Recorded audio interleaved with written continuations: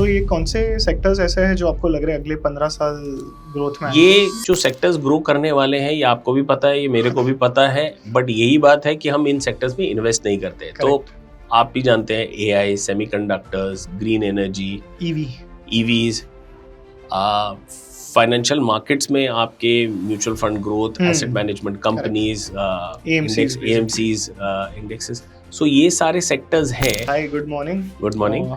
First of all, thank you so much for coming over here and gracing us with your presence. No, it's thank you for giving us the opportunity to come here and speak to your clients at large. Yeah. Yes, sir. Sir, तो सबसे पहले आपका एक introduction दे दीजिए for our viewers. Just to give you an introduction, Value Stocks or this brand has emerged recently. The holding company is Dynamic Equities Private Limited, and Shailesh Saraf, the fund manager behind Value Stocks, is the person who started this along with the partner Sridhar Bualka. And this company though started in Kolkata sometime in 97-98, but we've had a presence both in Kolkata and Mumbai because our mainstay business is arbitrage. So we have about some 50 people office in Borivali here, and we have about similar number of people working out of the Kolkata office. Apart from that, now we had our regular franchisee business and brokerage business and all that, but all of that is now shut, and now we are focusing on value stocks for the last more than 10 years now. Okay. Sir, अभी तक आप as a house अभी क्या देख रहे हो? I mean, what products are you overlooking and how much AUM are you managing? So to start with this, when we started this fund, this was like we got our PMS license in 2015, and we for the first 5 years we tested it with our own friends and family kitty that we had. Correct. But post that, when we launched the fund since 2020, we have now a AUM of close to 400 crores. So out of that, PMS is about close to 80 to 100 crore, and the rest is with Motilal Oswal, and just to add a little bit, we've just hit the 200 crore mark with these IMP product. super, yesterday. yeah. So sir, बाकी ये पूछना था कि ये जो IMP product जिसकी आप बात कर रहे हो, what is the strategy which you are using in it exactly? तो इसमें जो स्ट्रैटेजी हम यूज करते हैं, which is a 5-step process, that what we call as our 5 truths that we have discovered over, I think Shailesh has discovered over a period of 14 years that he has done deep research into becoming a fund manager and figuring out the different market cycles. The first basically strategy is that most of the fund managers are using Nifty 500 as a benchmark, and that includes mutual fund managers as well as regular portfolio managers. But we, instead of Nifty 500, use the Nifty Total Market 750. We follow that index. So that is the first clear differentiator between us and the other strategies. The second biggest differentiator, which generates a lot of alpha for us, is the 20-40 principle that we work on, which is basically we look at companies which are giving at least 20% sales growth and 40% profit growth. Okay. So the Nifty 750 strategy, from there we filter it down by the 20-40 principle and come to about some 120 odd companies. And from there we further streamline it by putting in, instead of PE ratios, the third biggest strategy that we use is, instead of using PE, we use the PEG ratio. Sorry to interject, पर ये PEG एकदम एक simple language में खाली समझा सकोगे? PEG जो है वो PE का जो है प्राइस टू अर्निंग्स वाला रेशो है, उसी के ऊपर हम ग्रोथ का एक फिल्टर और लगा लेते हैं। तो प्राइस टू अर्निंग्स जो रेशो आता है, that divided by growth, net profit growth of the company, gives you the peg ratio. So if that PEG ratio is less than 1, it means those companies are highly profitable. There is a lot of risk mitigation also which is going there, which leads to a lot of alpha for the portfolio when it happens. तो PE कम देखकर एक बार के लिए PEG को भी consideration में लेना चाहिए? हम तो बोलते हैं PE देखना बंद कर दीजिए, PEG ही देखिए, बिकॉज PEG रेशो में अगर ग्रोथ है, जो हमारा एक और प्रिंसिपल है, अगर ग्रोथ है कंपनी में तो 70 का PE भी सस्ता है, और अगर ग्रोथ नहीं है तो 10 का PE भी महंगा है. So that is the underlying principle. We are saying busting the myth around the fact कि stop looking at PE but look at the PEG ratio, which I think has given us a lot of alpha and which has actually proven this concept over the last. So this is the third. The fourth principle that we do is to risk mitigation, which we do through standard deviation and beta, which are the established benchmarks to look at risk mitigation. But we do it at a stock level. So we do it for each and every stock in our portfolio.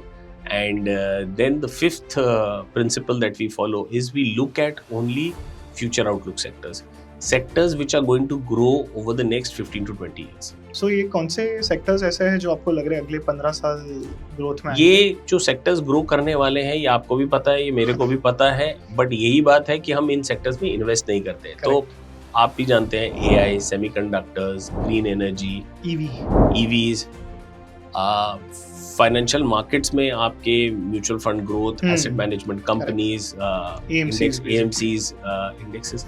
सो ये सारे sectors हैं. Space age, defence, anti drone sectors. तो ये health care में भी आपका CDMO, anti obesity drugs, GLP वाले drugs, even your cancer, और ये सारी जो रिसर्च है, रोबोटिक सर्जरी, इन सब इंडस्ट्रीज में ही हम फोकस करते हैं, like PCBs, RFIDs.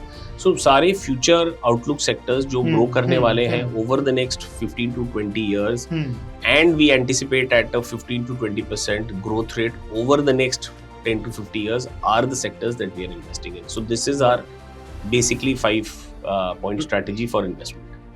Sir going back, आपने 2040 के बारे में बताया था, तो वो थोड़ा और डिटेल में समझाइए हमें. तो 2040 जैसा मैंने आपको ये 5 प्रिंसिपल्स बताए, उसमें से भी जैसा हम बता रहे थे, 2040 is the basic biggest alpha generator for us, because ये 2040 का पैरामीटर हम जब लगाते हैं तो ये हमें इतने सारे इंसाइट्स देता है about the company that which when we try to look for it individually is a very which we used to do, and I think a lot of people did also, is a very time consuming process.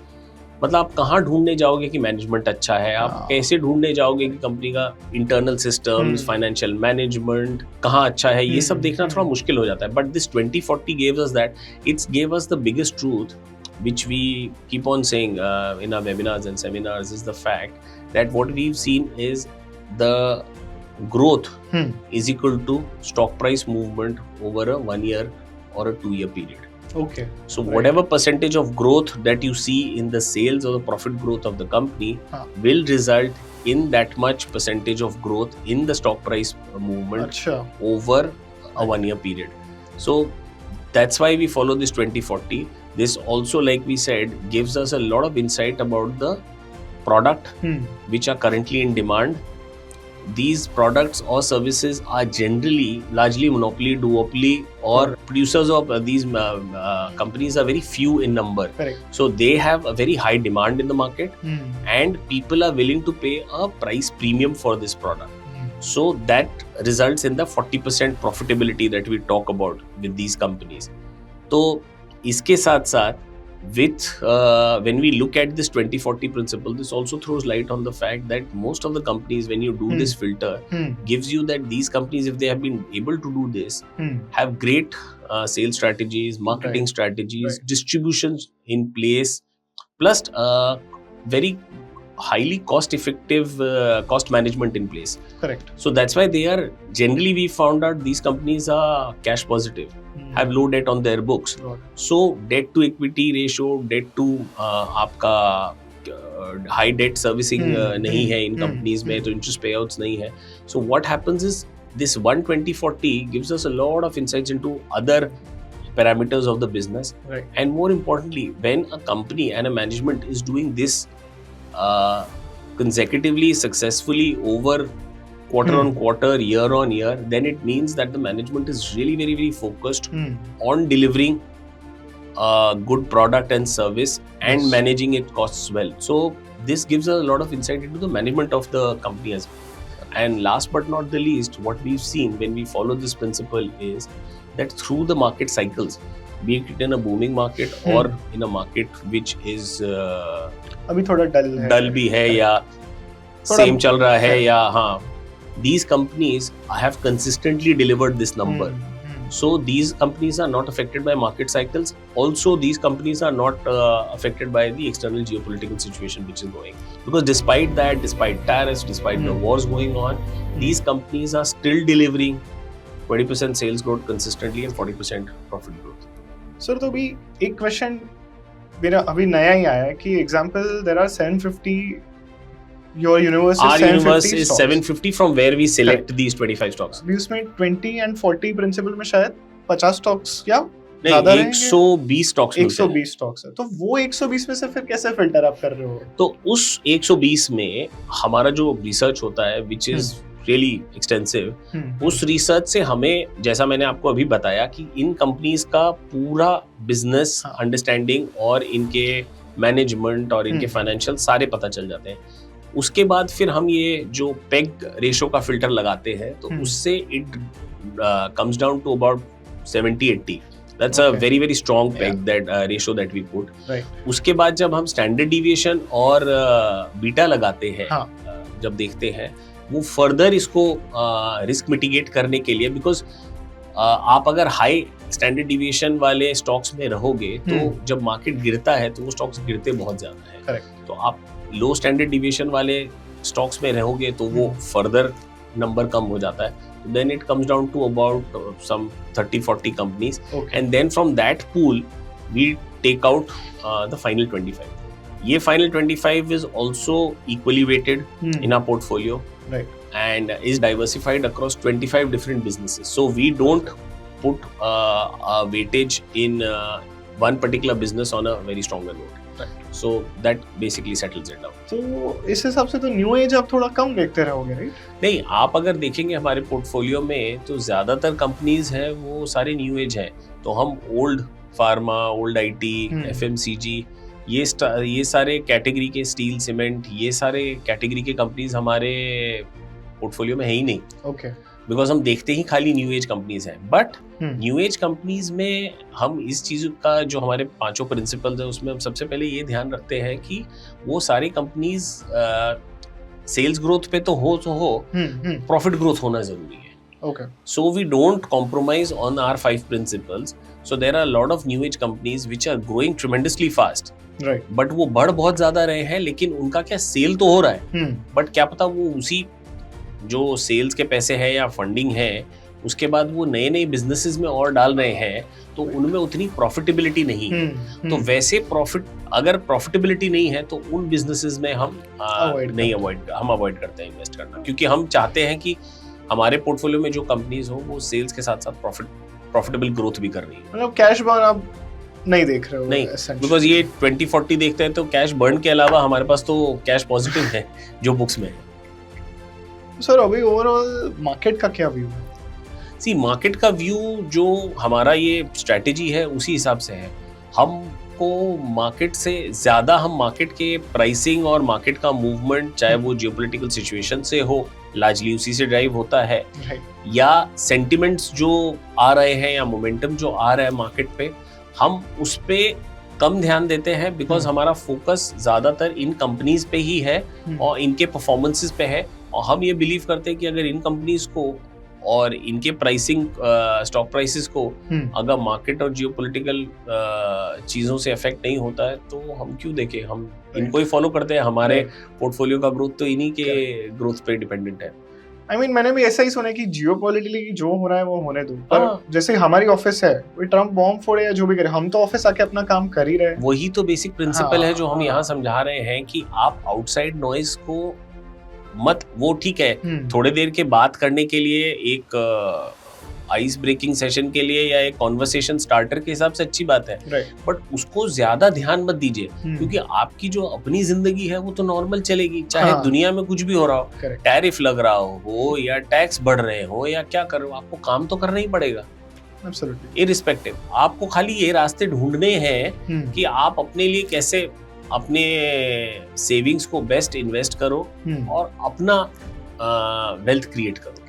वो focus हमारा ये है कि एक आम इंसान है, एक आम क्लाइंट है, उसका फोकस इन्हीं चीजों पे होना चाहिए, rather than all of this. Sir आप किसी स्टॉक या सेक्टर में एंट्री एग्जिट कैसे डिसाइड करते हैं? हाँ, ये बात मैं आपसे कहना भूल गया। तो हमारा क्लियर फिलॉसफी है ये जो स्ट्रैटेजी के बाद कि हम सिर्फ साल में 4 बार ही, सिर्फ 4 बार? सिर्फ 4 बार, क्योंकि अभी किसी से मैंने पढ़ा था या सुना था कि अगर आप 4 बार से ज्यादा ट्रेड करते हैं तो आप ट्रेडर हैं, इन्वेस्टर नहीं है। तो हम सिर्फ 4, क्योंकि हमारा जो पोर्टफोलियो है लॉन्ग टर्म इन्वेस्टमेंट का है, तो हम साल में सिर्फ 4 ही बार ट्रेड करते हैं, चाहे हम स्टॉक्स सेल करें या बाय करें।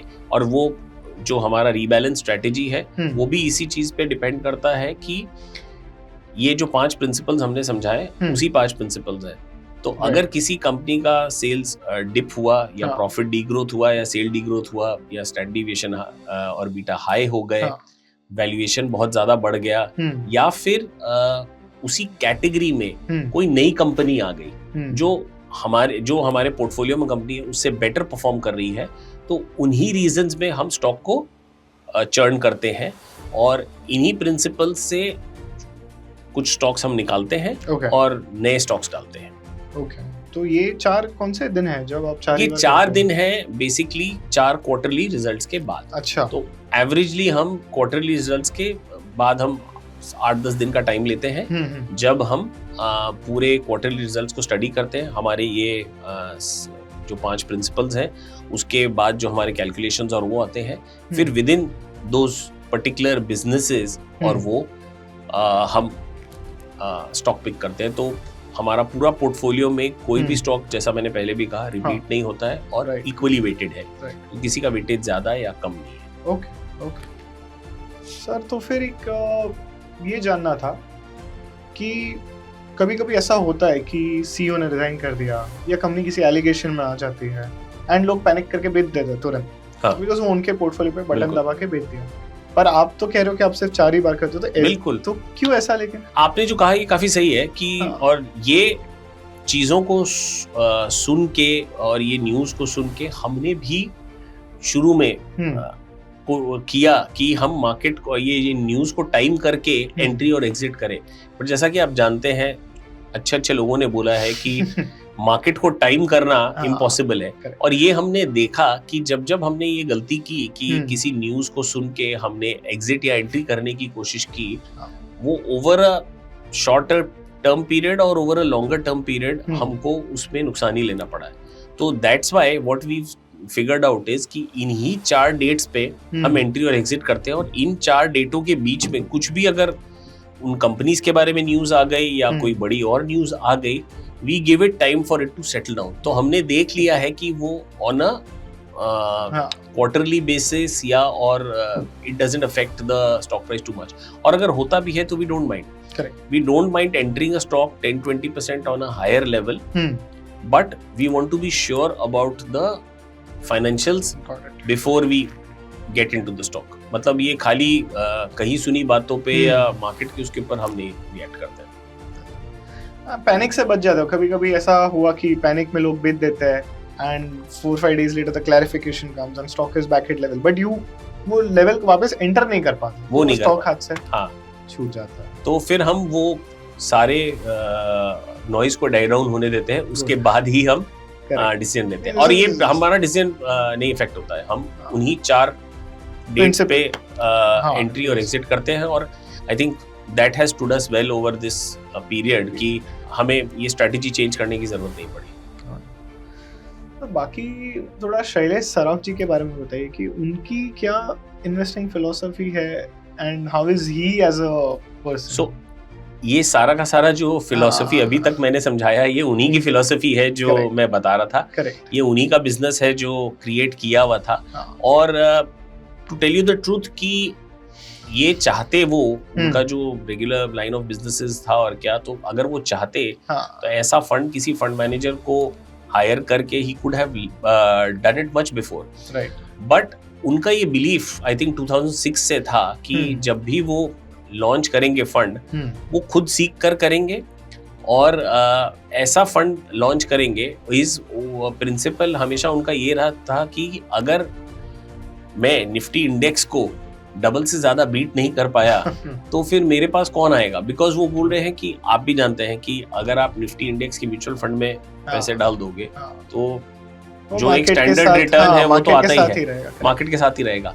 तो उनका ये थॉट था कि जब तक वो डबल से ज्यादा नहीं करेंगे तब तक वो नहीं लॉन्च करेंगे। और उस जर्नी में उनको लग रहा था कि जब उन्होंने शुरू किया 2006 में कि उनको लगा कि वो 2-3 साल में कर लेंगे, बट लग गए लगभग 14 साल इस फंड को लॉन्च करने में। एंड आई थिंक 9 साल बाद उन्होंने टेस्ट के हिसाब से 2015 से जब अपना पीएमएस लाइसेंस और वो ले लिया, तब 2015 to 20 उन्होंने ये स्ट्रैटेजी को टेस्ट किया। ये स्ट्रैटेजी ने परफॉर्म कर दिया, उसके बाद उन्होंने लॉन्च किया। तो that's been his journey and his philosophy कि ही वांट्स जेन्युइनली, वो चाहते हैं कि एक आम आदमी एक तो अपने फंड्स के बारे में सोचे और ये प्रिंसिपल्स जो काफी सिंपल है फॉलो करने में, इन प्रिंसिपल्स को फॉलो करके अपना वेल्थ क्रिएट करे। He genuinely believes in the education of the investor और उसके सेविंग्स और उसका वो genuinely चाहते हैं कि बड़ा it should grow apart from the fact कि बाकी प्रिंसिपल्स वगैरह है, और वो चाहते हैं कि ये सब नॉइज वगैरह से निकल के जो कंज्यूमर है वो कोर अपने फंड के सेक्टर्स को फॉलो करे, रादर देन कि किसी दोस्त ने बता दिया या किसी ने बता दिया, उन सब चीजों से हट के टीवी पे देख लिया, क्योंकि हमारे पास ऐसा ऑडियंस बहुत है जो खुद को भी एक फंड मैनेजर समझते हैं। हाँ, तो यही हुआ ना, जब मार्केट तेज रहता है तब जब आपके 5,000 स्टॉक्स में से 4,000 स्टॉक्स भाग रहे होते हैं, तो हर इंसान अपने आप को फंड मैनेजर समझता है। एक्चुअल फंड मैनेजर की जरूरत तब लोगों को महसूस होती है जब मार्केट अभी जैसे 2 साल से डाउन रहा है, जब उनके खुद के पोर्टफोलियोज बड़े नहीं है, इंडेक्स से भी 10-20% डाउन है, तब उनको समझ में आ रहा है कि भाई वो जो सोच रहे थे और जैसा कर रहे थे, ब्लाइंडली इन्वेस्ट कर रहे थे, ब्लाइंडली स्टॉक पिकिंग कर रहे थे, वो तो it was pure luck and the market driving it. उसमें आपकी इंटेलिजेंस नहीं लग रही थी। फंड मैनेजर की इंटेलिजेंस और फंड मैनेजर की स्पेशलिटी अब समझ में आती है कि जब डाउन मार्केट में आपने सही कंपनीज पकड़े हैं जो फ्यूचर में आपको ग्रोथ दे सके। Awesome, sir. Very nice speaking with you. Thank you so much. Thank you once again from the viewers and from me personally as well. And thank you to the viewers and whoever is